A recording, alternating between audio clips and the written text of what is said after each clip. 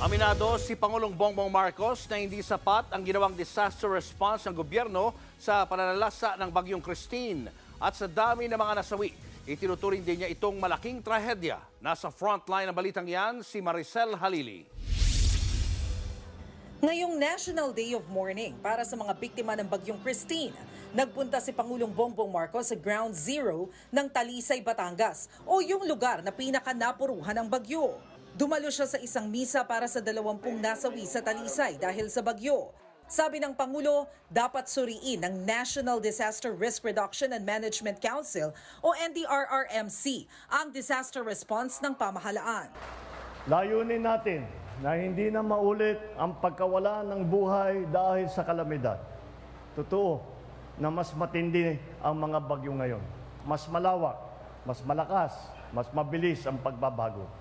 Dumalaw din ang Pangulo sa Laurel, Batangas. Dito niya sinabing game siya sa plano ng mga senador na busisiin ang flood control project ng gobyerno. Binigyang diin ng Pangulo ang dami ng ulang ibinagsak noon ng Bagyong Ondoy noong 2009. Halos doble raw niyan ang ibinuhos ng Bagyong Christine. Kaya giit ng Pangulo, dapat intindihin ng mga tao na hindi lang ito usapin ng flood control. Issue na rin ito ng climate change.